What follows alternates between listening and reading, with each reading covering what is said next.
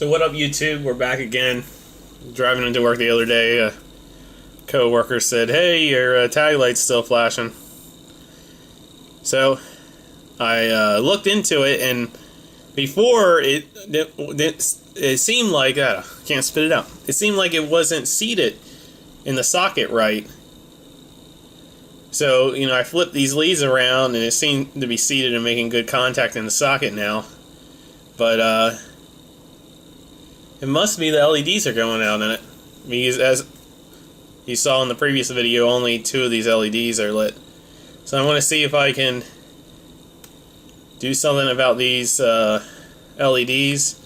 If not, I want to see if I can I have a whole bunch of super bright LEDs that I bought a while ago. I'm going to see if I can take them and kind of solder them to this base and make my own LED light.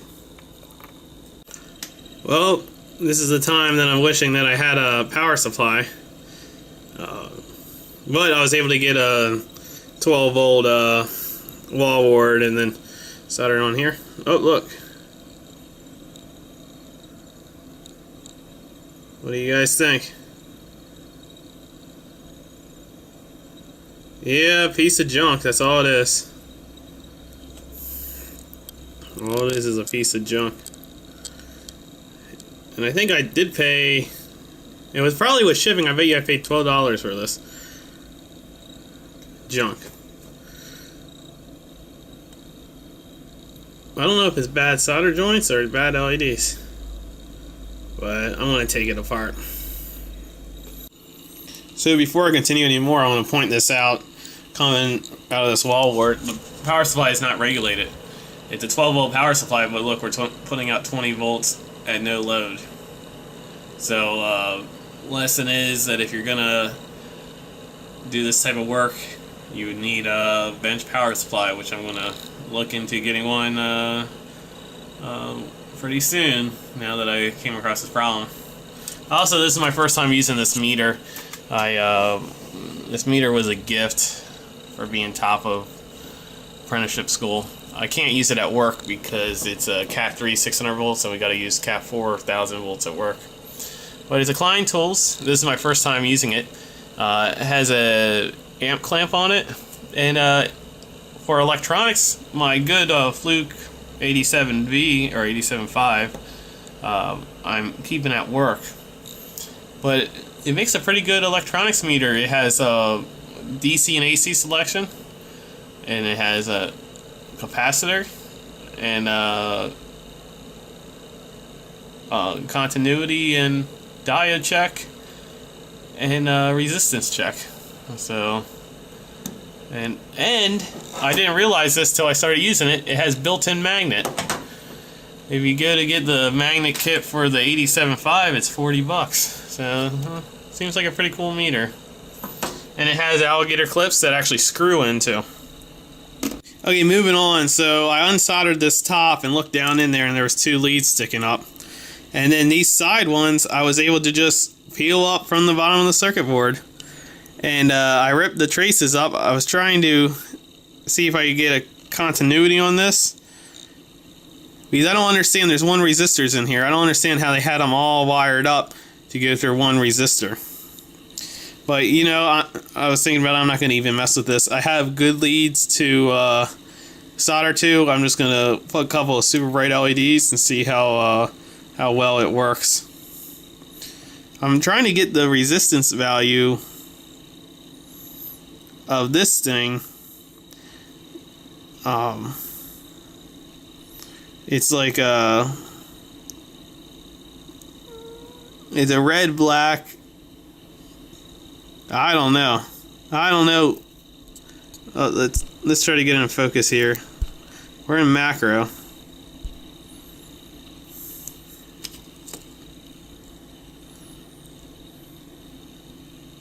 There we go, we're in focus. I don't know what to make of that resistor color, and I was trying to ohm it out, and I can't ohm it out real good. I'll try to ohm it out one more time, but just gonna snip that off. And when I measured from here to here, I was getting 20 volts. I was like, what the hell? That's when I checked my power supply to see that the power supply was putting out 20 volts. But I'm just gonna cut this off and then kind of solder some kind of super bright LED package there. So the best I could get was a 1.4 mega ohms on this resistor. I don't understand how this worked. The best I can tell is that they had all these LEDs in parallel, and they had one resistor coming off the positive lead, 12 volts going through the resistor, and then going through all these LEDs in parallel. As far as I'm concerned, you can't put LEDs in parallel. I thought you couldn't do that. But I was able to cut it out, and I have two good snippets here to solder to. I'm going to take a couple of super bright LEDs and a resistor and try to free solder it here. I messed up. I should have went out and bought incandescent tag light before I took this one out, because I don't have any spare tag lights. And they'll pull you over for that. That's something they like to nitpick. It's a tag light out. But hopefully I can get this done today, and then I won't have to worry about it. Okay, so it's math time. So I drew up the circuit. Now I put the battery voltage at 14 volts because that's what your battery charges at. I could be thinking into it too much, and I don't know if on these newer cars they might regulate it so it's always 12 volts. But since I'm going to be calculating everything at max current, just to be safe, I decided to calculate the battery voltage at 14 volts. I'm going to put 3 LEDs in series, and then I'm going to have one current limiting resistor. I have the current limiting resistor on the positive side of the battery, just because that's where I cut it off. That's where I have the shorter lead for when I'm going to solder it to, but it doesn't matter. I looked up the data sheet. Oh yeah, first off, I have off of eBay, I got these a while ago, 5 different colors of super bright, and I went and I did a quick Google search, and everyone's saying that it's a good idea to keep a white tag. You can get a ticket if you have a different color tag. So the white super bright LEDs are a 3.2 voltage drop and 20 milliamps max current. So if you add your voltages in series, right? You add them together when they're in series, you get 9.6 volts at 20 milliamps. So then we got to figure out what kind of resistor we need to current limit it to 20 milliamps. And 9.6 minus 14 volts, or 14 volts minus 9.6, your leftover voltage is 4.4 volts. That's what your voltage drop is going to be across the resistor. So I calculated 220 ohms for the resistance value. How did I get that? Very simple, by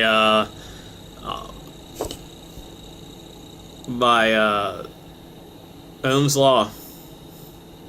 And then, so E equals IR, 4.4 volts across the resistor, and we're going to current limit it at 20 milliamps. So you divide 4.4 by 20 milliamps, and you get 220 ohms, which just happens to work out to a standardized resistance value. Who would have thought that?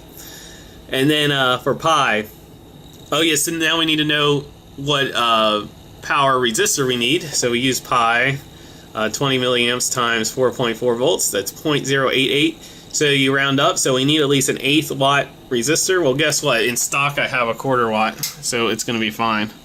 And then 220 ohms. Do you know the resistance color code off the top of your head? Bad boys rape. So 0, 1, 2.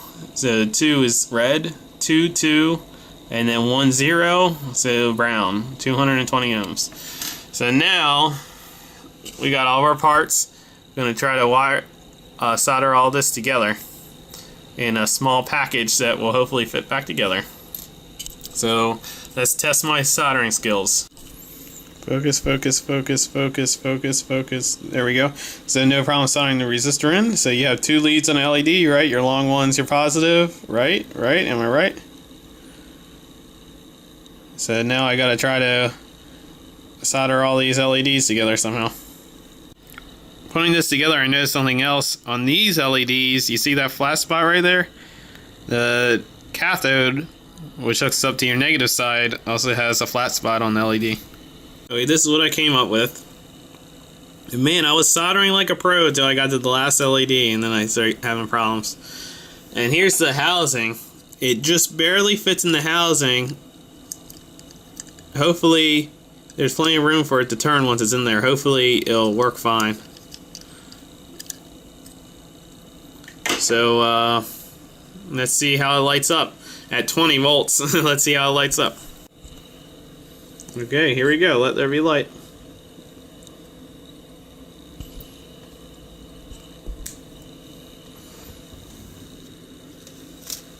You think that's going to be bright enough?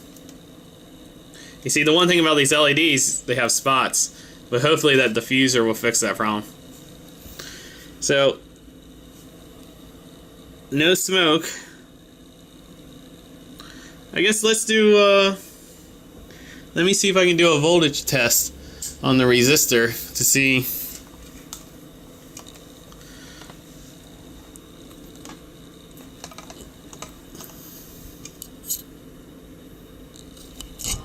Oh, camera tipped over.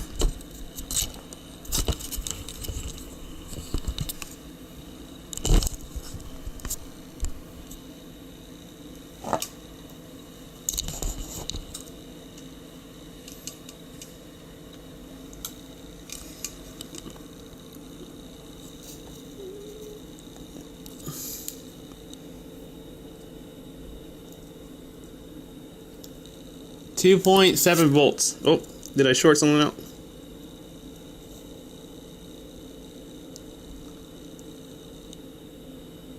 .7 volts on the resistor. Oh, hold on. Whoa. Whoa. That's bad. I had it on AC. You see that? Man, some of these leads are extremely close together. I'm like blinded too. Let's see if I can turn the backlight on. I think this thing has a backlight.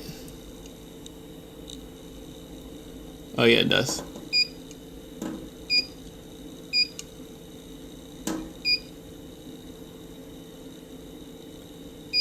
There we go. Got the backlight on.